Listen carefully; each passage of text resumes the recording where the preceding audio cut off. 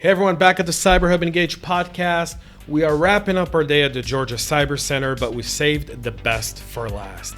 Eric Parker, welcome to the podcast. Thank you for having me.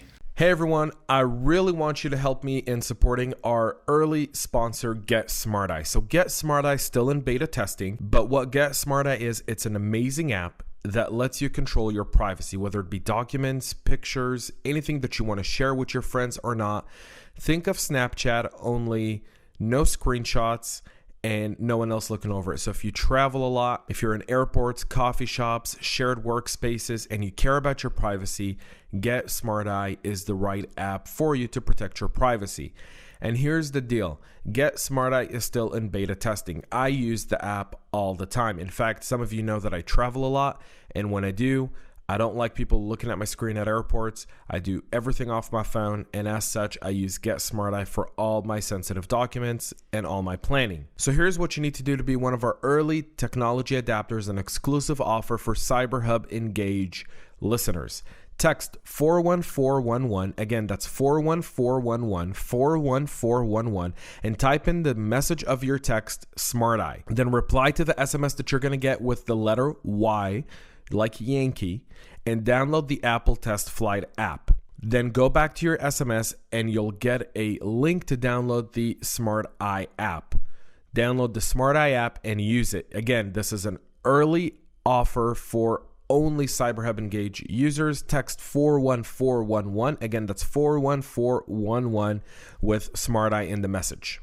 So this isn't the Eric Parker that you guys are thinking of from Napster and Facebook. That would be Sean Parker. That would be Sean Parker. I'm sorry. Yeah. I don't know why I keep calling him Eric Parker. He should be named Eric Parker. He should be named Eric Parker. It's a good name. It's a great name. Yeah. But you are very similar. You're an entrepreneur in nature. I do what I can. And you're the founder and president of the ClubHouse. Correct. Which is based here in the Georgia Cyber Center. Tell us a little bit about it. Yeah, so the ClubHouse is actually a nonprofit innovation center. We're actually a division within a larger nonprofit that's called Hack Augusta. And I started that nonprofit with the simple question, which is how do you hack a city to create a culture of innovation and collaboration? And it began by doing a series of hackathons in the community that led to opening up the ClubHouse, which was a maker space and hacker space and co-working space that's now morphed into running code boot camps and startup accelerators for people in the community. So that's awesome, because no one would have thought about that in Augusta. I actually heard your name about 2 years ago, and someone was supposed to hook us up. I won't say who, won't throw them under the bus. Georgia Department of Economic Development. I might know. You might know. There's only very few of them. But we won't say which one. I heard about the program, and at the time, we still weren't situated in Atlanta. So I was debating between, it was before I bought my house in Atlanta, and I was debating between Atlanta and Augusta, and they were like, you got to meet Eric, maybe you'll want to come here. And we ended up going to Augusta. We ended up staying in Atlanta, just in Alpharetta, simply because right. I didn't know what the ecosystem was here like. Now 2 years later, I'm like, I want to sell and move here because I like this ecosystem. The ecosystem here is really nice and small. Yeah. And everyone here seems to be on the same page of wanting to help. Right. Everyone else. That's the whole point of this center. That was the whole idea behind doing this work. So, do you currently have any companies in your umbrella at ClubHouse? Like, are there any startups or incubate companies that are starting up here in Augusta? Yeah. So we have a lot of companies. Actually, we've helped 100 companies get started in the last 7 years almost since we opened our doors. Wow. We have at any given time between 30 and 50 that are working out of the space. But they're not all cybersecurity companies. Right. So it runs the gamut of everything from someone who creates vegan skincare products to someone who uses drones for agricultural support, to defense contractors, to robotics companies, to you name it, everything in between. So how do you guys help them? A lot. So at the core, we operate on the philosophy that everything that you could possibly want to learn is free on the internet. So why would you go anywhere for help? And it really comes down to people need structure and people need a community of support. And so that's the core of where where we provide the help. And so we divided all of our work into two categories. We think of it that ultimately we're educational in nature. And so we have a self-directed pathway where people can come in and they can be a member. We host peer-to-peer meetups and everything from Python to cloud to how to market your business. And then we also have structured learning programs like our Code Bootcamp program, which is 12 weeks. We teach you full stack web development and help you find a job or place you with a startup. And then we also have a startup accelerator program called Startup Life, where we provide room and board for a year for 10 entrepreneurs. Oh, wow. So you guys do a lot. And so are a lot of the companies starting here in Augusta, or are they companies that kind of have ideas from all over the region and they end up kind of clustering here? The majority are probably starting in Augusta. I'd say, within the companies we support, there's getting to be more that are moving to Augusta because they're seeing the potential of this market and the growth around Fort Gordon and its activity and how we're translating that on the private sector. But so our accelerator program, we take 10 a year. We've had 2 each cohort that are not already in Augusta when they start. So we had one in our last one that moved from Chattanooga to here, and another that moved from the Czech Republic. Oh, wow. The Czech Republic? Yes. That's really funny. There's a delegation coming here from the Czech Republic in 10 days. Oh, yeah? Of 3 IT companies. Like 2 cyber, 1 AI. Okay. And they contacted the mayor's office, and they contacted me in turn, and they were like, hey, can you help put on a program? We wanted to bring them to Augusta, but there wasn't enough time. They're coming on a Thursday, Friday. Okay. And we had an Atlanta day, and we had an Alpharetta day. Yeah. And now you tell me there's a company from the Czech Republic that actually and it's a different field. So it's a guy that designs 0-watt light fixtures. So it's basically it's a dimming technology that reduces power consumption, so that ultimately, obviously the objective is you'll probably never be able to get to 0 watts, but to get to the lowest power consumption possible. So when you talk about, so that's really interesting, because I feel like I can get into that conversation, and I don't want to. We're limited on time. And if we went into that conversation, that's like a 20-minute discussion, because I'm one of those that early on I felt like green energy needed to be kind of something people invest in. Mm-hmm. And then over time now, I've kind of realized that we can't really completely wean off traditional energy yet. Well, yeah. I mean, my take on it is that the progress of civilization is built around our ability to harness and use power. And obviously, if we want to continue to have a planet, we have to figure out how that power is generated more efficiently. But I'm never one to say, let's reduce the amount of power we use, because that power is what enables us to accomplish the things that we do. Yeah.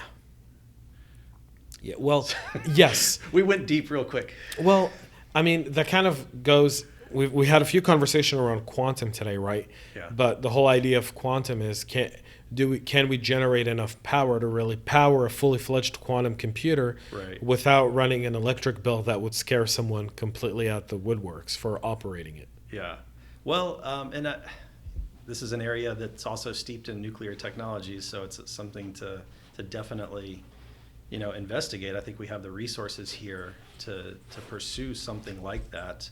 And so between the work that goes on at Plant Vogel around nuclear power generation and the work that goes on at Savannah River site around nuclear material remediation, there's a lot of really fascinating big picture issues that we can solve as a community. And that's what motivated me to get into doing what I do with the Clubhouse.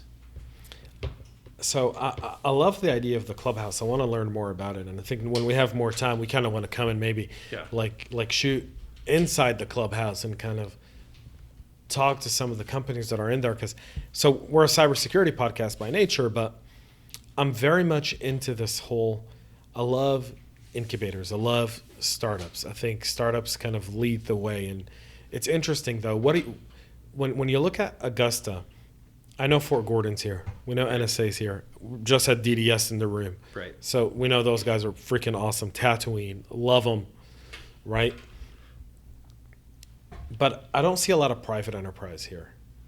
What's it going to take to get the big private enterprise here? The big companies that Well, I think maybe one question that we even ask to a degree, and I might be an outlier on this, is our goal to recruit big companies to move here, or is our goal to grow companies that are going to be headquartered here? Because what I see in this city is a place that really thrived through about the 1950s into the 1960s, and then the large companies that had been created, like the EasyGo's and the Club Cars at the time, got sold to international conglomerates, and a lot of the wealth in this city began to leave with those companies. And so, a lot of the core work of what we do is how do you build a community around entrepreneurship so that these people, as they create companies, are reinvesting back into this community so that we ultimately can create a wealth center in addition to a cybersecurity center here in this community.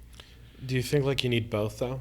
Yeah, you absolutely do. You have to have anchors within that. And what I see, there's, all the big defense players are here in town right now in different capacities. And so right, but it's not just defense contractors. I feel like that would be no different than Fort Belvoir or Fort Meade, right? Yeah. I mean, but the thing is, now that Cyber Command's moving there, I took a trip out to Fort Meade, Fort Belvoir in Virginia, and it was interesting to watch it, because you're watching everything around die. All of a sudden, office buildings are, right. I was speaking to a guy who does commercial real estate there, and I go, so how's it going? And he goes, really rough, man. People are moving out. They're going somewhere else. And my fear is, how does Augusta not get labeled as the next one of those that for 10, 15 years, 20, 30, 40, 50 years has it, and then if all of a sudden 20 years from now Cyber Command decides to move. Right.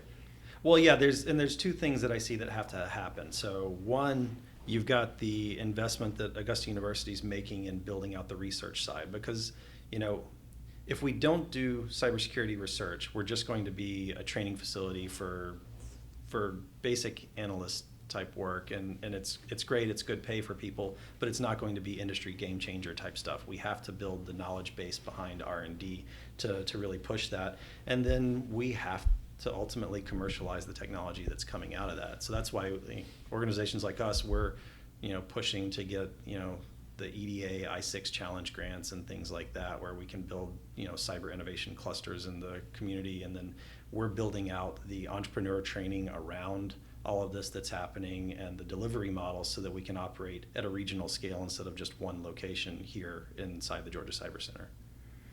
That's awesome. In respect of time, and I know it's your wife's birthday, so we'll wish her happy birthday. Although this won't air today, when she does hear it and you show her, hey honey, I was late. Yeah. We did wish you a happy birthday on air. Happy birthday, Mrs. Parker. In Hebrew we say Ad 120, may you live to be 120. So may she live to be 120. I can ask for nothing more. Eric, thanks so much for being here. I really do appreciate it. You're listening to CyberHub Engage podcast. We're also here at the Georgia Cyber Center, so make sure you tune in, subscribe, give us 5 stars. We'll be back with more next week on the CyberHub Engage podcast.